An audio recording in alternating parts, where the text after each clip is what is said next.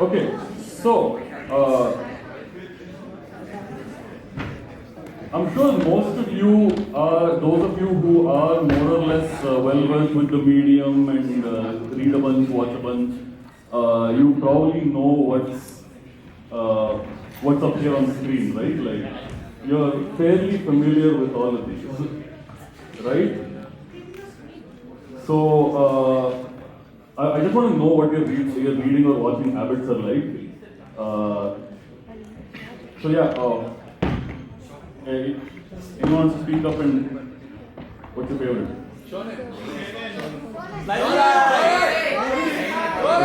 Slice gang! Your favorite, some people say shonen, seinen, your favorite genres, right? We have a problem. Slight problem. So,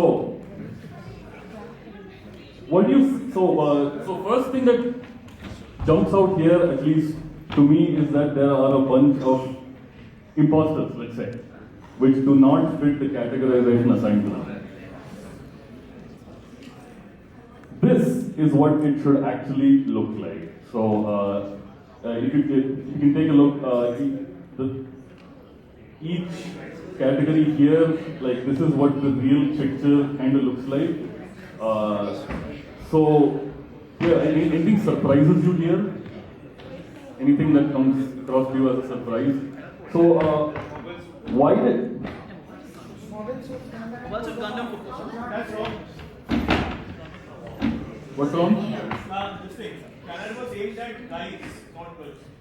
Originals or non-manga adaptations do not fall under the. No, I'm pointing out the color scheme is to show you what they actually are and not what they seem to have been assigned under.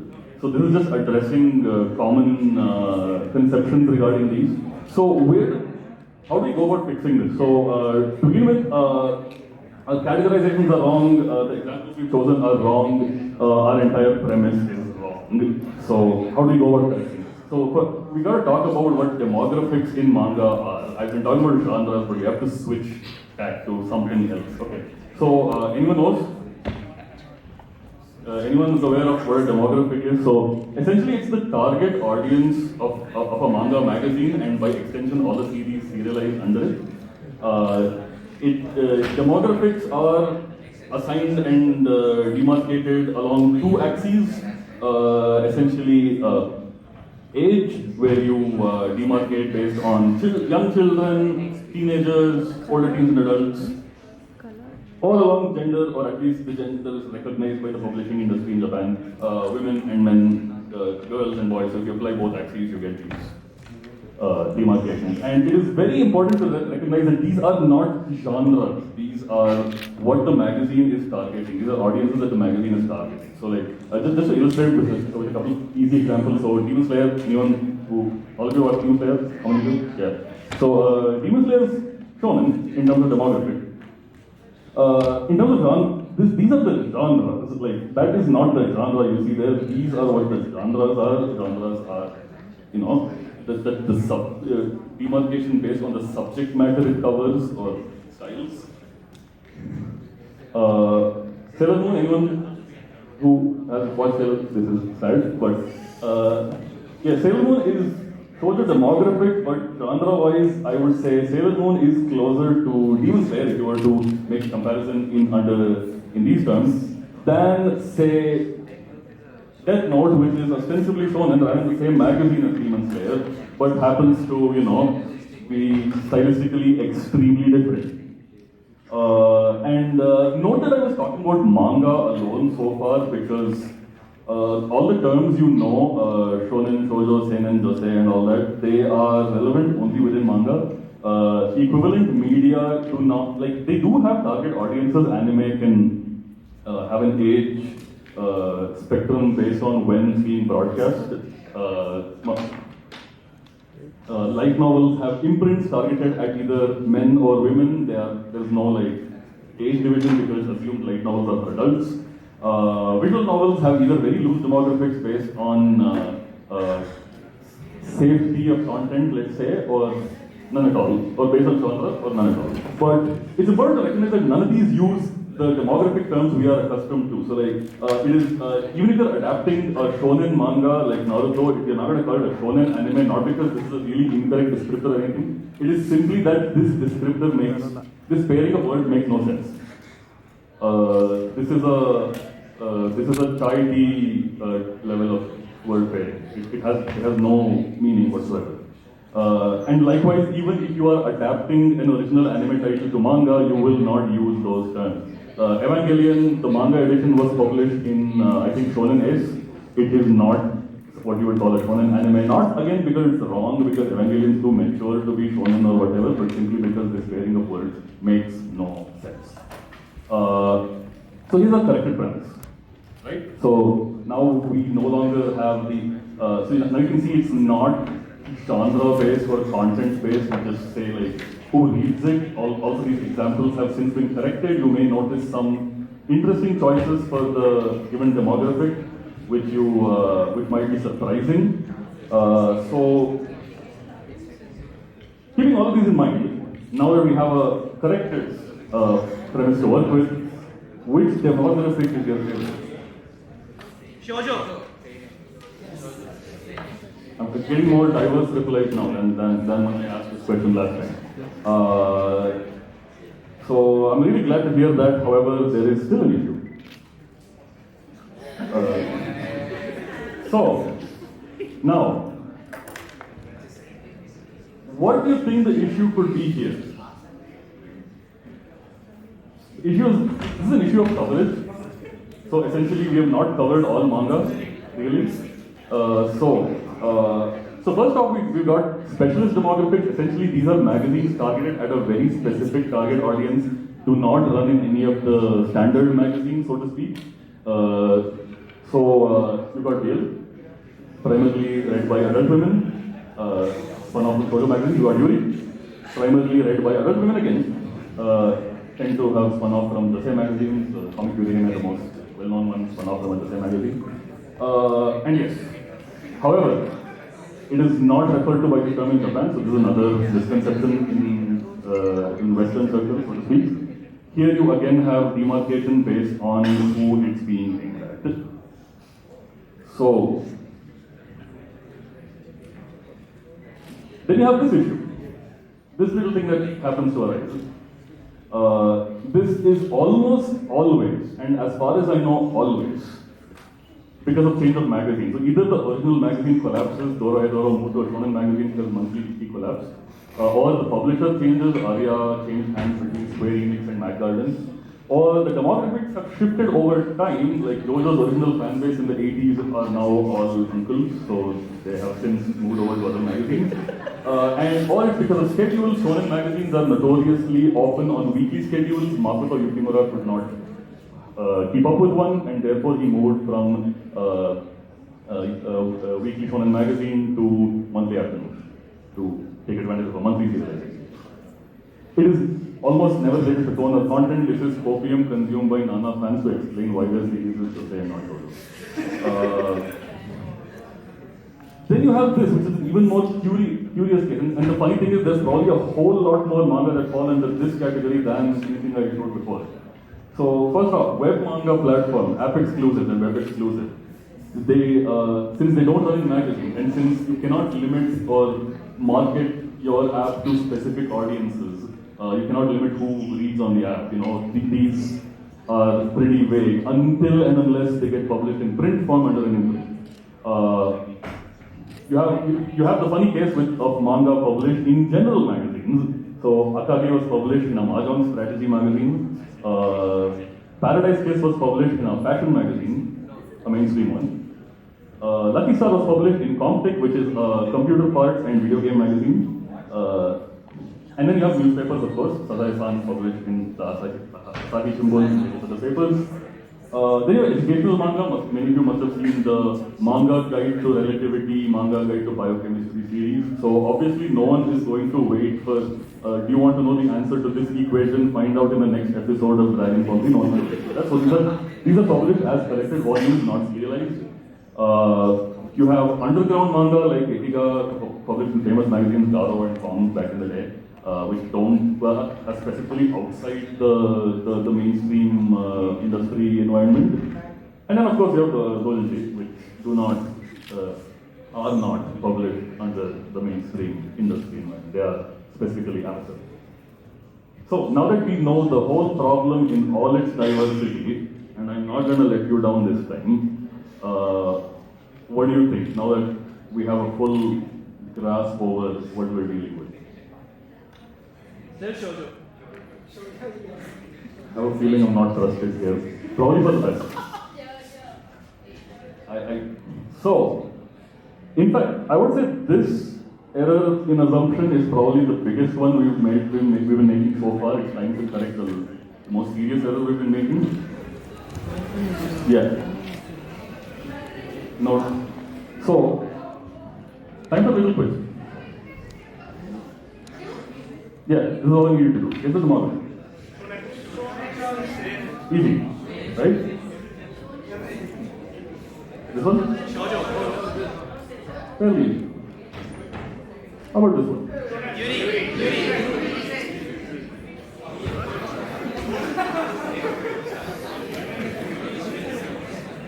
We'll try this.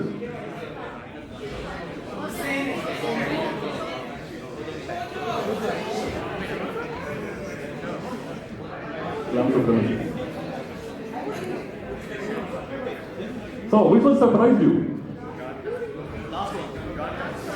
Rare is the OG, and to my knowledge, the only mecha isekai maho shoujo manga. So it's time for us to have a Scooby-Doo moment and unmask what these things really are. So essentially, the marketing term by publishers, essentially it reflects what the publishers think groups of people are going to like.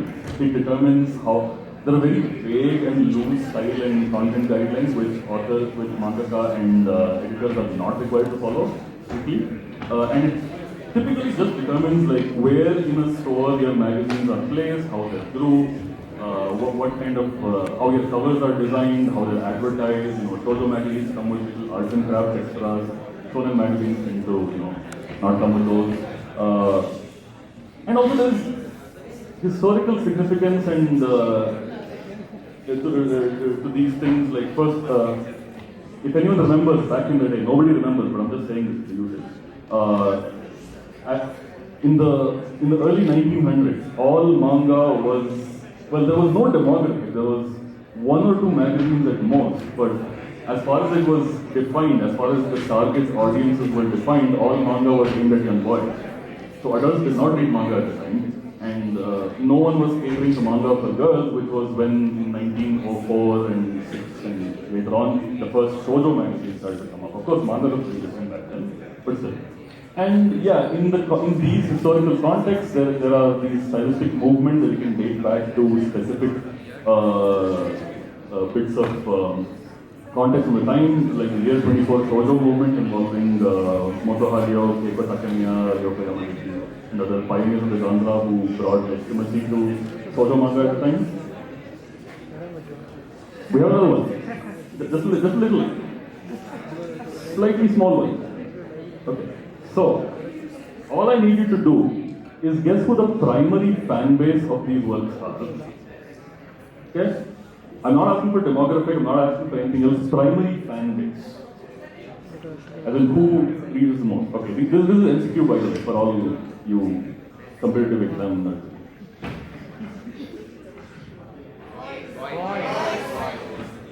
Easy enough.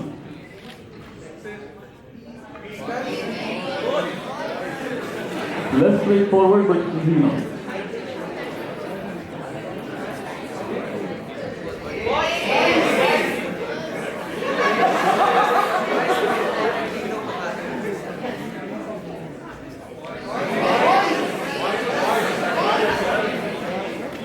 One more complex one.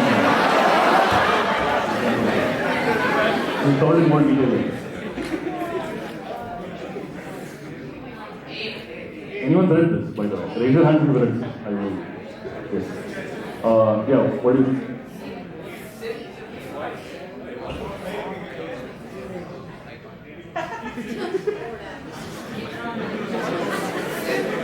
right? So once again, what surprised you among these? IQ was surprising? I thought IQ was going to be surprising. Like most people like. So, so this is the actual truth we need to accept before we can move on with whatever I'm going to talk about. I had to do all this just to establish a fact. So, demographic lines have blurred heavily over time. And you have more crossover hits than before with audiences you did not initially imagine to be your target audience. For instance, the Haikyuu example. Sports series in Weekly Shonen Jump. Women and girls in Japan pick up Weekly Shonen Jump just to read the sports series. Prince of Tennis started this trend. Mahou Shoujo series have a significant adult male fan base. All of them. Creamy Mommy, Third Captain Sakura, Sailor Moon, Fancy Love, every single one. You go to a convention, you go to a Mahou Shoujo convention where the voice actors come and do their lines, you're going to see a bunch of adult men in Sailor Sensei. I will be there. Male-targeted hentai. The current biggest male-targeted eromanga magazine in Japan is the cover for this month's issue is drawn by Fly, who is a woman and a Yuri manga artist. So they contribute and they also read. It is not as clear-cut as you might think. PL manga have a significant straight male audience and a significant gay male audience in Japan.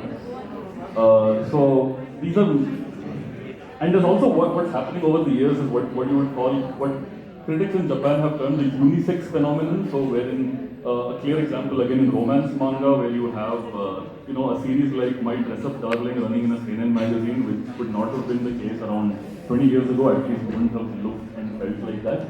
So this is where like male shonen seinen rom-coms and romances are borrowing from shoujo josei tropes, and vice versa is happening with works like Working Yamagami running right now. And you also have this phenomenon of general seinen magazines, so magazines like Harta, Aokiji, Comedy, Monthly Afternoons. These are prestige magazines, these are contributed to by a variety of authors, very diverse set of authors, and their style of writing and their themes tend to be very universal. Pretty much anyone can read it. So these don't really, they're adult male magazines in name alone, but that's not really the case. So, if demographics don't indicate genre, if they're not a good indicator of style, and they're not a good indicator of even who reads them, why do they matter? Why are we so fixated on pointless demographic wars in the fandom? But if they don't matter, what does? So, how do you discover manga or even anime based on adaptations of these that you would like? Do you follow a specific manga? Like if you like Fist of the North Star, do you read other Tetsuo Hara works? Do you fixate on a publisher? If you like manga and Shonen Jump, do you read all other Shueisha stuff like Young Jump, Kaguya Sama and stuff? Is there a genre that you want to focus on? You like post-apocalyptic mangas, you're only going to read those. Like if you read Akira, you might say you're not going to go read Dragon Ball. Or do you focus on a magazine? You like Shonen Jump or Shonen Sunday, and you think other series in it are going to be up to your line. So, a bunch of these, like 1 and 3 are various degrees of tunnel vision, and number 2 is kind of general, way too broad. I'm going to come to why this, in my opinion, is the right way to go about finding work similar to yours. If something was your jam, you have the best chance of finding something else that's going to be your jam through this. So, why is this the case?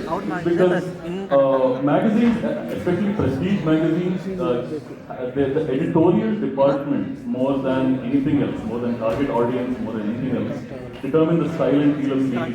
And they provide this kind of vision, top-down vision from up top, and they ensure there's a kind of overall brand to the whole magazine. Essentially like a set of unifying principles, a kind of, a common style, a common feel. It's one of those things that's hard to describe, but when you see them, you can know it. I can look at a series now and I can say, oh, this feels like it's a hard series. It feels like it should be in Margaret, one of those things. And prestige magazines like Weekly Shonen Jump, aggressively maintain their core brand. Whenever people say battle shonen style or classic shonen style, they are not referring to all shonen as we saw. They're clearly not referring to Bloom into You here. They are referring to Weekly.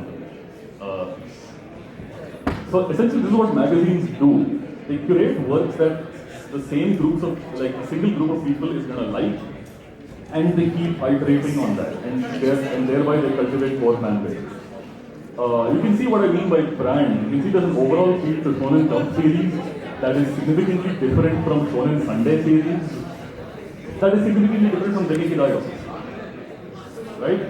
Like these are very clearly different brands. And similarly, even if you go outside Shonen, Hanayome Shoujo series are of a different brand from Desert, which is more contemporary, which is different from Nakayoshi, which is very fantasy focused.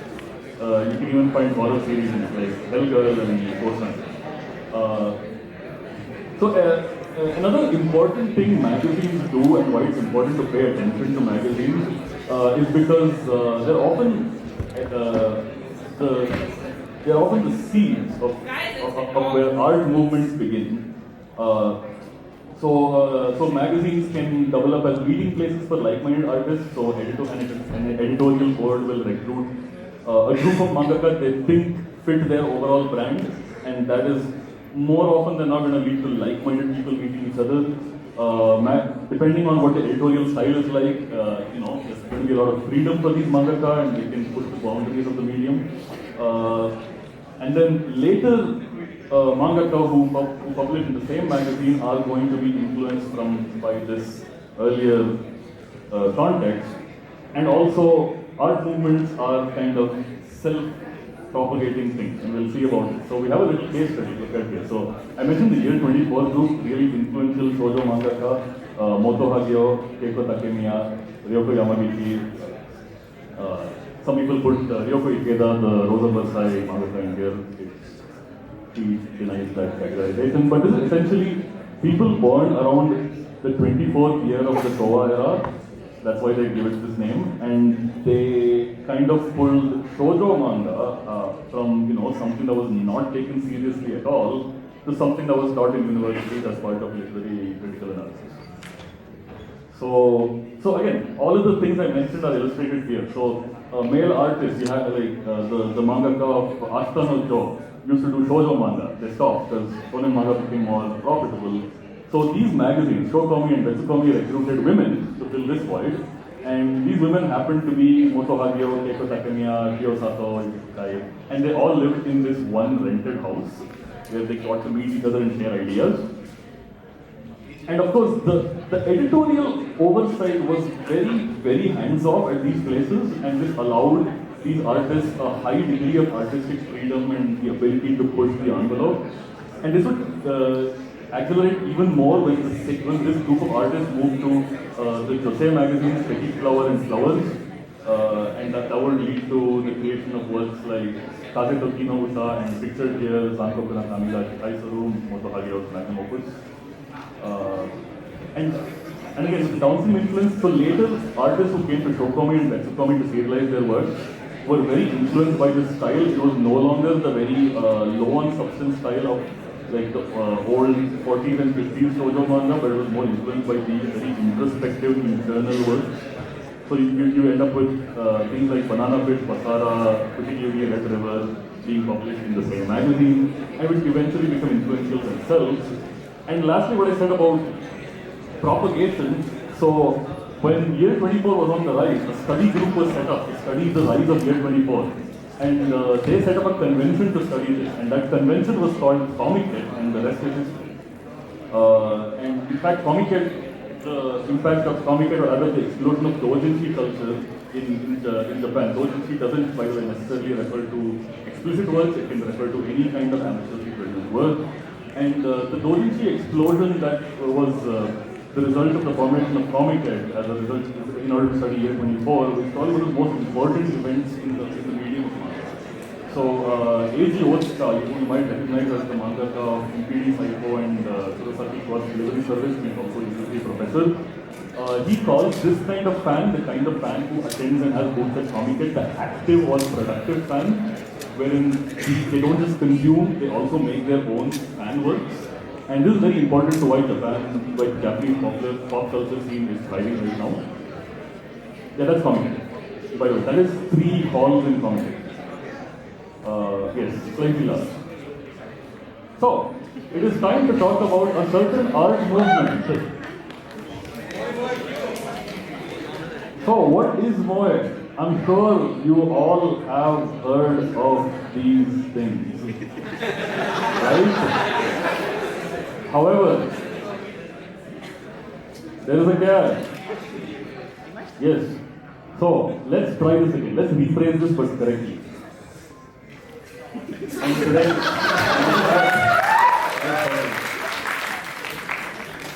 so, what is Moe really? Does anyone know how to define this? Is it an art style like one you see in Lucky Star here? Is it a genre of works like Lucky Star and its kind, slice of life with low overarching plot? Is it a character archetype, kind of cute character? Is it just a general term for cuteness or cute traits? Or more likely than any of these? So, how do we go about parsing this? So the fact is, Moe is a fairly complex and layered word. It is near impossible to translate into English, simply because what it defines is so nebulous.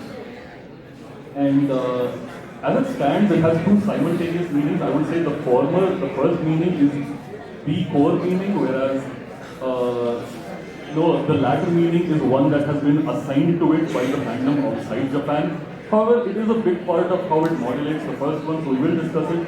So the actual, what I would say is the core of Moe is a mode of engaging with media. It is a fan thing, not a work thing. And but yeah, what people think of it as is like an art style, but it is actually what I would say is a character design philosophy. We're going to delve into this. And Moe is pretty omnipresent across the medium. As you notice, there are some shows here that you would categorize as Moe shows, Gochiusa, Nono Miori, but there are also characters here, Moe characters here like Nezuko, Suika, Tanya and Beatrix from Greece, but you would never categorize any of these shows as Moe shows. So it's not really a genre, a category or a style, and we're going to get to what it actually is. This makes no sense, but it's about to make sense. So Patrick Galbraith, I just want to have a little fanboy moment here. He's probably the most important Japanese pop culture, rather anime manga culture researcher in the English language.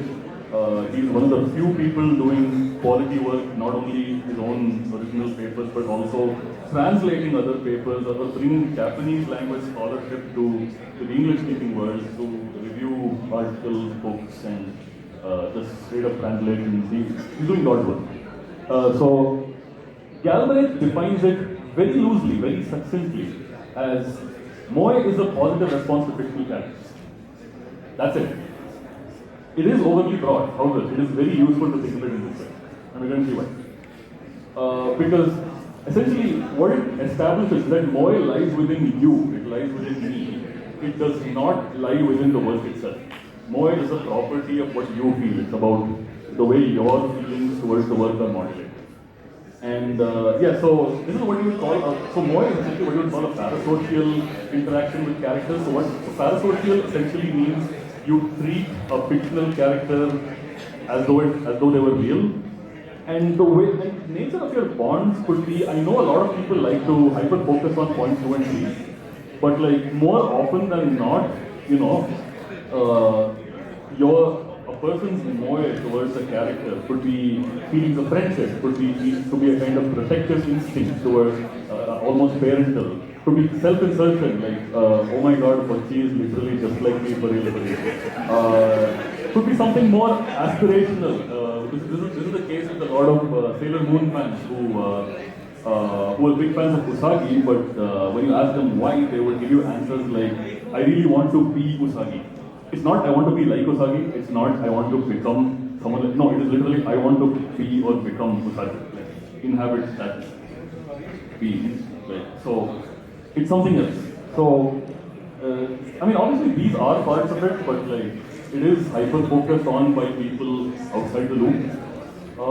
And yes, essentially what happens is the characters are written and designed in a way to invite such parasocial affection, and this is the core of Moya response. It may look like something that is trained, like something Pavlovian, but it is really not. I'm going to get into that. So, is Moya self-contradictory in a way? Because it invites you to blur the fiction-reality border, but at the same time, it insists on fictionality. So, like, real people cannot induce Moya. There's a line from, I think, the first episode of Bakemonogatari, where Senzo Kahara describes Meme Otino as he sounds like he's very Moya, and Araragi says, please don't use that to describe real people. And this is not because it's insulting to real people, but it's the other way around. It's devaluing of Moya to describe real interactions. So, it's not self-contradictory, in fact, because the thing about Moya is, you're not blurring the fiction-reality border at all. That's what Galbraith says, that's what other researchers, Tamaki Saito, Yoshka, that's what they say. That's what I have come to think as well after reading all of them. So, essentially, you're not blurring the border, you are outright rejecting your reality, either temporarily or in the long term. You embrace the unrealism, or not so much unrealism as you accept you embrace the internal reality of the work. So whatever the reality of the universe in which the work resides, that is what you choose to inhabit. That is how you choose to treat the characters, treat the themes of the story, all within the framework of the work's reality. And this is what Galbraith termed the fictional real. And so Moya is a positive response towards an inhabitation of the fictional real. So that's what it is. It is not, minor rant incoming. How many of you recognize this room? So, small warning for the paint of heart. So between 1988 and 1989, a man named Tsutomu Miyazaki brutally assaulted, murdered, and cannibalized a bunch of young girls. The police, obviously he was arrested, but when the police broke open into his apartment, they found a bunch of DVDs and books. Now most of this was pornography and horror films. However, the media got a funny idea and they decided to brand him the otaku killer, and instead say all of this was manga and anime. It was not, but it was an easy target at the time. It was something that the political establishment of the time wanted to lean into. So there was a moral panic over anime and manga at the time in Japan. It has since subsided, but immediately after that, you get, like in the 1990s, you get Sailor Moon, you get Cardcaptor Sakura, and then at all these conventions, you have parents bringing their daughters along to these places where the voice actors would do, enact lines and scenes. And then they came there and noticed that there's a whole bunch of adults doing it. Right? And the immediate assumption made here is that the adult men are either here because the Sailor Moon characters are young girls, or B, they are there because the attendees are young girls. And so essentially, this is a conflation of desires going on here. It's a very, this is essentially what people assume the interest in Sailor Moon that these adult men had at these conventions. This is what they assumed it was stemming from. But this is a conflation of desire. So it's an extremely reductive assumption because it's related towards the character. So for instance, why does Usagi being a schoolgirl matter more than Usagi being a little superhero, someone who uses magic, someone who is portrayed as indomitable throughout the course of the series? Somehow all of that is less important than this very arbitrary property that may not even be well defined in the world. It's reductive towards the fan as well, because they're making an assumption of what they are into it for. So this is all a very pathologic way of viewing people and their Moya towards these works. It is unhelpful to assume this. And it unconsciously reinforces the norm. So essentially what's going on in their head is this idea that, okay, there is no way an adult man could possibly be interested in Sailor Moon for non-nefarious reasons. So people are so unable to accept that someone could be into it for normal reasons that they have to like use this as a way to justify it. This actually just holds up existing, norms and worldviews unconsciously. And you'll often see these things in articles where people say, oh, this man married Hatsune Miku, so out of touch with reality. They haven't touched grass in years. But that's a fundamental misunderstanding because, like I said,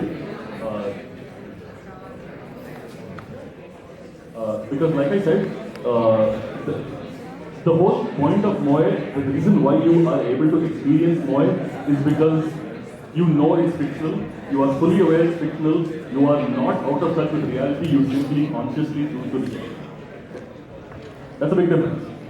And this is a fundamental misunderstanding of what Moe is. But when people say Moe, they really think of the visual style. But it actually is.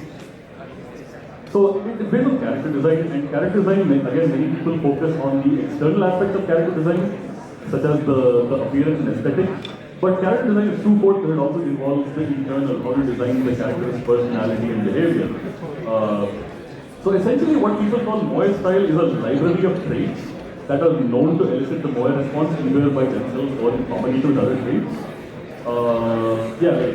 So standard traits like your large eyes, your fangs inside the mouth, ribbon on the hair ribbon, cat ears, so on and so forth.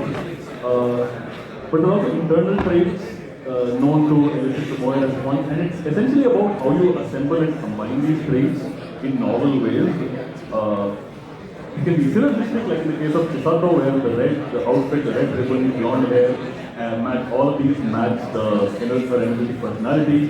It can be subversive, what people call gap Moe, and it's often a complex hybrid of these modes. And all these traits have one thing in common in that they are all what you would call hyper-feminine. It's not necessarily that women have these traits, but rather these are exaggerated versions or versions of traits considered traditionally feminine that are dialed up to 11. So that is essentially what the Moe art style or character design philosophy is about. So Moe obviously dates back to Tezuka, all roads lead to Tezuka. Tezuka had a style that was the dominant style in manga at the time. At the same time, you had this economic boom that people felt was making society more commercial and less, less adherence to core Japanese values. And as a response to that, you get this movement called Gekiga, Gekiga literally means dramatic pictures instead of manga, which means whimsical pictures. Things like Lone Wolf and Stop Hamoiden, which are a response to both Tezuka and this cultural trend, where they wanted only, no more childish escapist narratives. They went for this very gritty, very realist art style, mature, theme, focus, and they became icons of counterculture at the time. Of course, as counterculture went on to die or decline, Gekiga was beginning to die, and then Tezuka pushed up, actually kills it off by returning to manga. So he returns. He starts making very Gekiga-esque mature narratives, but all in his own art style, something like Phoenix. To this day considered probably the greatest manga ever. And clearly this art style is not so that's what he proved, that style does not dictate content. So Phoenix's art style is not a limitation for it to address very complex themes, nor is it a visual limitation at all. It is not a limitation whatsoever. So this environment would lead into Moe. So Gekiga's death was a rejection of realism. Tezuka's return was unrealism being brought back into focus. And then we spoke about year 24 and the rise of shoujo manga, which was when the feminine started being given importance. And this would lead to a soup known as the shoujo culture, from which Maho shoujo would arise. So like characters like Hotaru Tomoe and Sailor Moon thought to be one of the originators of Moe. Further reinforced with Card Captor Sakura, and these audiences, like I said, many adult men checked out these works, and this is thought to be again because of the economic boom, because of the commercialization of culture. You had all these men who were not commercially viable anymore, did not fit society's male standards, and this was their way of escaping those or rejecting those. And more were only really explored in the 21st century. You had works like Alumanga Dayo and Lucky Star laid the foundations. It would really explode when a certain magazine called Manga Time Kirara came out. All your famous series, like your K-On, Eurocamps, Godzilla, Kinera Mosaic, they have all been serialized in Manga Time Kirara and related magazines. It would start a style called Kirara K, which would go on to get several anime adaptations over the years. These are some of which are extremely massive sellers, like K-On, the third highest selling anime of all time. And this would crystallize what we call the Moe style today. Right? So that's all history, but like, why does this appeal to us? So first of all, because you are moving into the internal reality of the world, it is the most intimate experience you can have with picture. This is typified again, works like K-On. Naoko Yamada students use angles like this, where you feel like you're standing in the concert and attending the Hokuto Tea Time concert. This is to emphasize the intimacy in you being in the world of the world. And of course, Galbraith thought, as he said, positive reactions to fiction, positive emotions, energizers, they are addictive, we want more of these. You can never tire. And Moe and the works that induce Moe represent a kind of sincerity and openness, a loss of shame, a loss of, like, oh, this is too girly, this is too cringe. There's none of that. It's all about sincerity and openness, which is. And then Moe is a collective experience again. Seeing someone's Moe is infectious because you're still having fun, see them being positive. You try to join in on that, it spreads. That's how it's spread all these years. And Moe is an exercise in subtlety. And I will dive by this. In depth, in subtlety, like subtlety is just a way you convey themes and ideas. It does not mean, a lot of people are used to, like, when they say deep or complex words, they mean things that, spell out their philosophy to you. But this is not the case. Yes, I'm going to die on this hill.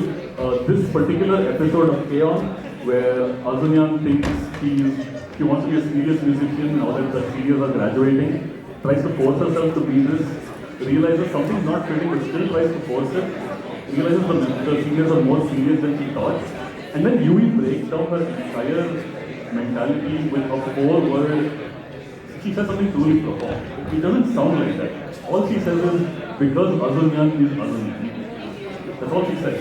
But essentially what she meant by that is, in the context of, you thinking this much about yourself and about what you want to be. But if you're not able to, if you set an ideal for yourself that you are not living up to, you are consistently falling back to something else, you cannot keep rejecting this. Because this is actually you. This is a fake ideal you set for yourself. Azunyan is just Azunyan. You've got to go with it. That's all it is. There's a lot more depth to this, which I can't delve in for time reasons, but this is what I mean by depth through subtlety. It hits a lot harder.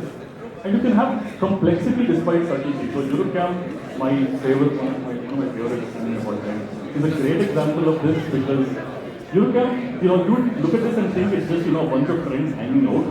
But one thing Eurocamp understands very well is that friend circles are not circles. They're not simple, everyone connects to everyone diagrams. They're actually like very complex Venn diagrams. So you can have a common intersection, but not everything needs to intersect there. Certain intersections are larger than others, qualitatively and quantitatively different from others. Natsuko and Win's relationship is different from Lin and Aki's relationship is different from Natsuko and Aoi and Aki's relationship, and so on and so forth. We understand the role of technology, but we understand this complexity at a micro level that is not often stated outright, but is something that you kind of figure out as you go along in life. So this is something you can touch on. This is complexity, but again, not explicitly spelled out. And I've spoken all the while about girls and women, but because of the hyper femininity, but Moe does this. There is such a thing as Moe men. You can notice this. It's not so much hyper feminine as rejecting traditional male values. You can notice this in modern sports manga. You can argue that Haikyuu is so much more thrilling because the more effect lures you into the world, you feel you can feel the stakes that the characters are facing. You treat them as real people, and therefore you actually care about whether they win or lose matches, regardless whether you like the sport or not. It's a phenomenal. Very different from slam dunk. More in modern BL, you can notice in work like Sasaki and Yano, or one of my favorites, I can't believe I turned my childhood friend into a girl, which you may think that this character, the cross-dressing character, is the Moe one, but actually this guy who does his makeup is even more Moe than him.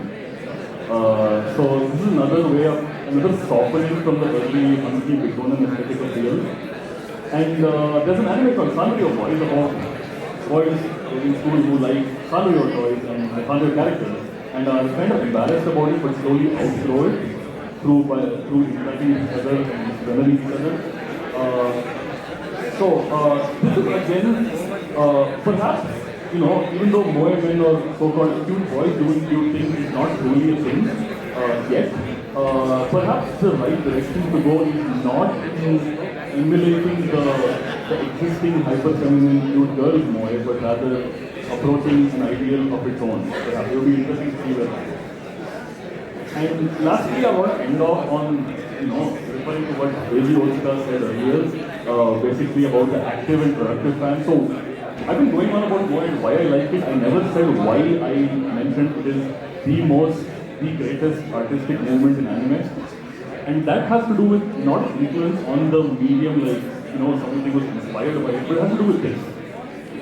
So we know Japan's pop culture scene is probably one of the best, most vibrant and diverse in the world. Anime and manga are the kind of interest that you never have to graduate out of simply because there is so much for you at every stage of life. You never have to go out and like say other things. And this is tied to what Otsuka calls active and productive fans. So doujinshi culture, fan work, cosplay, all of this ties into active and productive fans who are not just consumers but also the creators. And that increases the pool of people who can be creators, and that increases diversity. Yeah, all of this. And according to Ian Condry in his book The Soul of Anime, Moe is the soul, in the sense that your connection, your parasocial connection with these characters is the soul that powers these active and productive fans. That is what inspires them to become active and productive fans, because this is what really makes them want to do it. And because human social interaction, according to Ian Condry, is key for the spread of media, it's not just with each other, not just fans with each other. It's also with the work itself. With Moe works, you feel a degree of human interaction with the characters. And that is what powers the active, productive fan scene, the vibrant pop culture scene in Japan. I would argue that this is Moe's most important contribution to anime and manga. If you think anime and manga is extremely diverse and you like it, and you're never going to outgrow it, you have Moe to thank for this. Yes, Moe enables both. So, with that, I would like to point you to some future reading. Most of my reading, I'll just paraphrase things other people have said.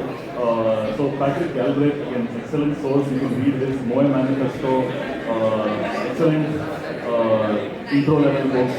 And stop whatever you're doing, honestly, and read his interview series with Henry Jenkins in Defense of Moe, part 1-6. Henry Jenkins, another very illustrious fandom scholar.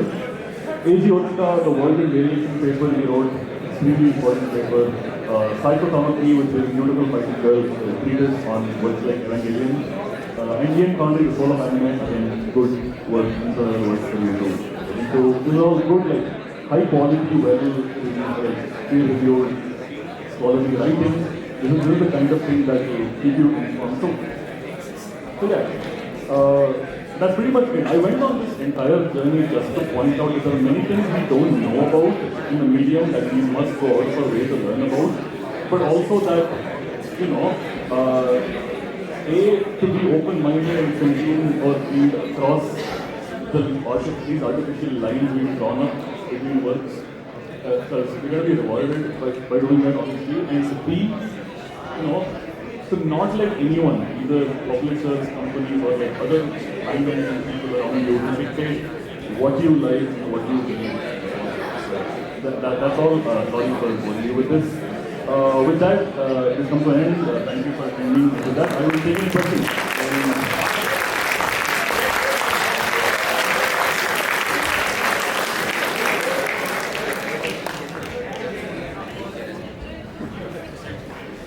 ഇത് മാനുവലാണോ ഓട്ടോബോക്സ് ആണോ? മാനുവലാണോ ഓട്ടോയാണോ? Auto അല്ലേ? I can't hear him, so you might want to keep your volume up. Sorry. വേറെ വരാൻ സാധ്യതയില്ലല്ലോ. Does furry culture somewhere വേറെ fit വരാൻ into സാധ്യതയില്ല. the Moy ideology? Furry culture. So furry culture originates in a very different context. Like I would imagine. So I would say, so an aspect of this. So I showed one of the J24 photo was one Watakunin no Wati. So that was one of the words that popularized Nekomimi in Japan. So in a sense, Nekomimi is tied to Moe or Kemonomimi, so to speak. But I would say furry culture does tie into it in the sense of inhabiting the skin of a character, so to speak, inhabiting their very being. But it's a very different cultural context again, being from a Western context. So I would have to do more reading on that.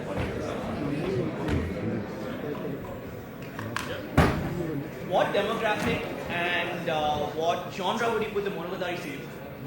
The Monogatari series is a light novel and therefore does not have a standard demographic. It is probably male targeted as well, but that's very loose demographic in light novel, as I mentioned.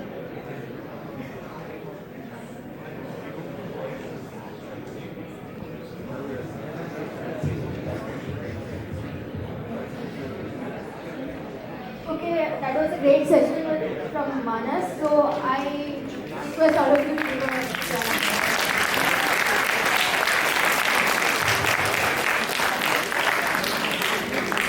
So we're going to start with the Animathon quiz prelims. So I request all the participants to be seated on one side. Can I have the hands of the participants now?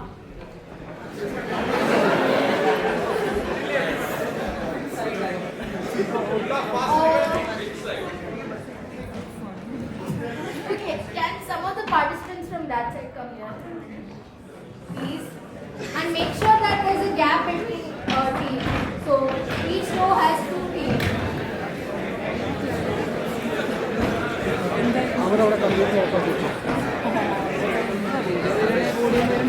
So the middle row can have 2 seats in the middle. The rows with 6 seats can seat 3 teams, 2, 2 and 2. The rows with 5 seats can seat 2 teams, leave 1 seat empty in the middle. And important announcement, I'm going to announce it in the quiz anyway, but like just so you know, once you're seated and once you're comfortable, how much, do all of you have bags? Any kind of bag you brought with you? Yeah? All of your bags are around, man? Okay, phones go in your bags and bags go out of your armreach. Place it somewhere to the side. Those in terminal seating channels can place their bags to the side. Those in the middle can place it in front of you like it's towing airplane cabin baggage. Yeah, but essentially phones and bags away from your seat. One team can come here.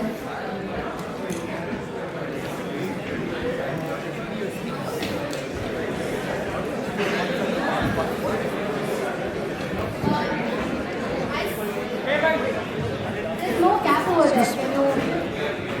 Yeah. Are you participants? Are you participating? Yeah. So it's those who any solo participants here. Can we have all the solo participants in the front? Can you come in the front?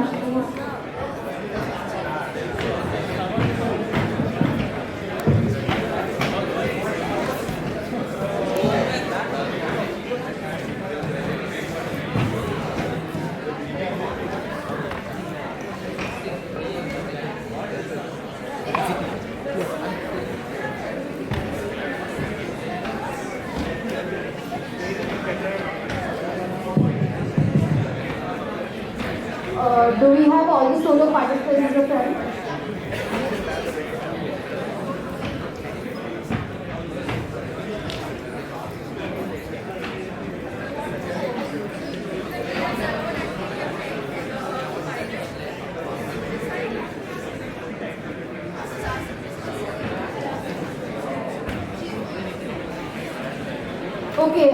How many of you don't have a teammate? Raise your hand.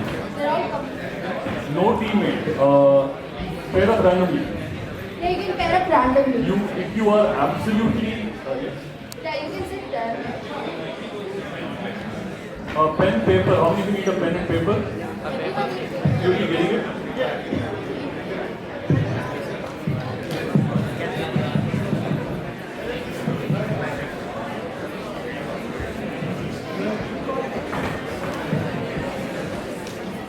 Any more solo participants? Without it. Solo participants, please try to pair up. You don't absolutely have to if you really don't want to. However, I would say it's advisable to do so, just for greater coverage of questions and titles. It will help you. Help you. If you don't mind.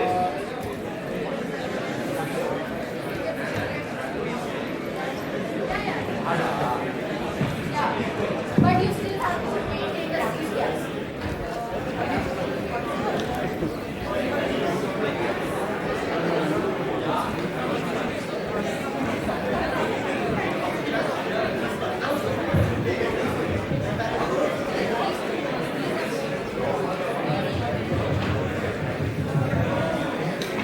Any team who do not have a seating, any team without a seating,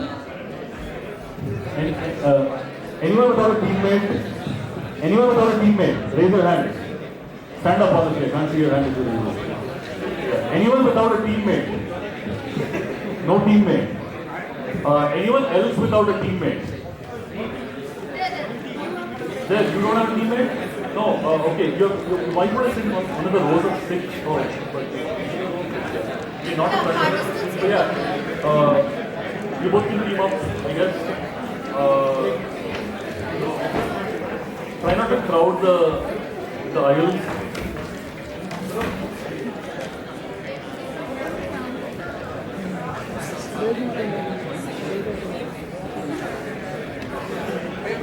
Oh yeah, don't just go and sit in empty rows.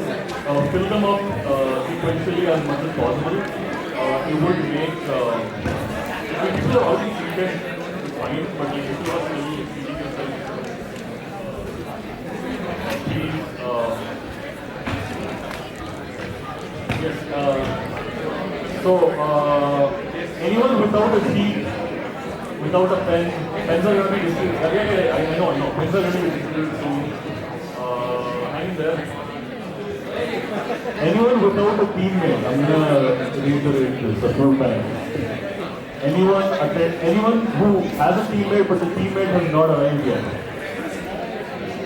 Your teammate has not arrived yet. So, yeah, we will. Anyone without teammate? We will rerun. You will do a quick rerun of the questions anyway at the end. But so hopefully they come by then. Until then, you might have to keep a note of what questions were asked and convey to them when they arrive. Anyone without a teammate? You'll all get pens. Don't raise your hands for pens because that confuses my counting here. Anyone without a teammate, raise your hand. Anyone without a teammate? I just want to assume everyone has a teammate. I will carry on with this assumption.